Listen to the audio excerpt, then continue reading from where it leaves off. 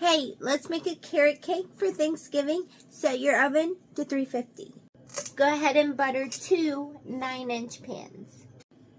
Now you want to weigh out 1 pound of carrots or 3 cups of carrots. I'm using a scale, so let's look here. Alrighty, let's see here.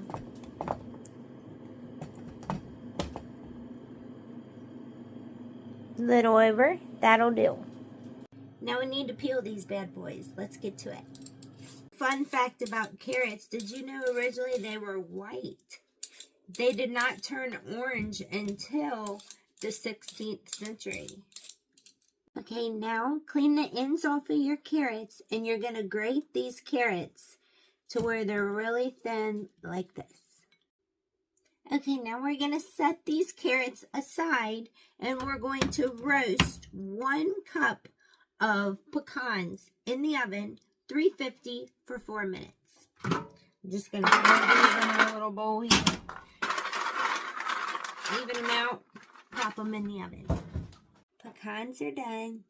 Now that our pecans have cooled, we want to gather them together. We want to chop these as fine as possible. You can buy these already chopped at the store if you can find them, and then you could skip this step altogether. Okay, until they look about like this, then we're going to put this to the side and get to going on our other ingredients. Okay, get you a medium bowl and put 2½ cups of flour into it. Now add in 1 teaspoon of salt. Now you're going to need 2 teaspoons of baking powder. And you're going to want 1 teaspoon of baking soda, 1 teaspoon of cinnamon, and 1/2 teaspoon of nutmeg. Whisk. Now set this aside. In a large bowl, add 1 cup of sugar. Now 1 cup of brown sugar. Now you're going to want to add to your bowl 1 1/3 of a cup of oil. I'm using olive oil. You can use any oil you want. I suggest you use olive oil because it's better and more healthy than vegetable oil. Now you're going to want to pop in 4 large eggs.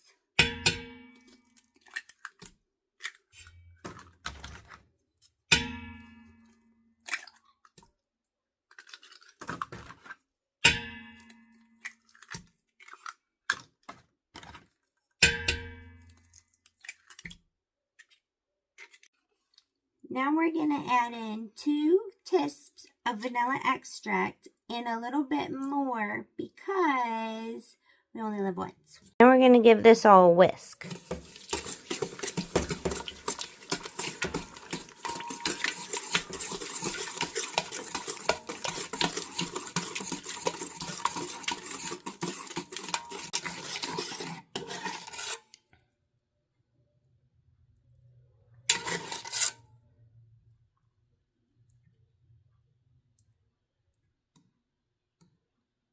It's ready.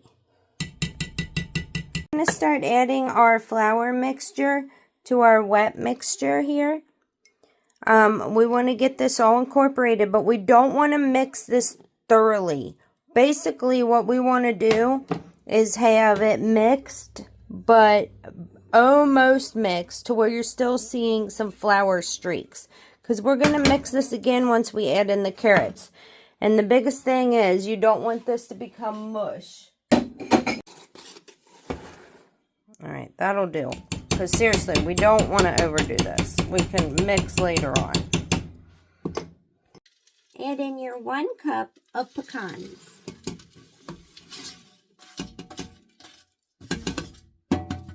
Add in your carrots.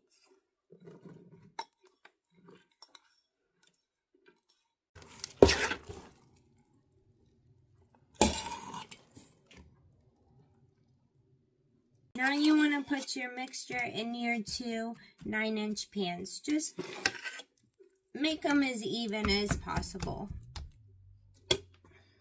Now that these are all in their pans and ready to go, we're going to place these in the oven for about 30 to 35 minutes at that 350 mark until a fork or a knife test in the middle comes out clean.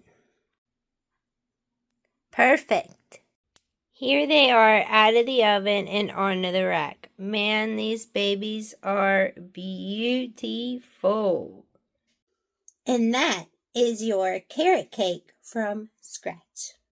Now that the carrot cake is done, I'm going to make a cream cheese icing to go over top of it. But I'm not going to actually make that until tomorrow because tomorrow's Thanksgiving and that's when I'm going to actually eat the cake.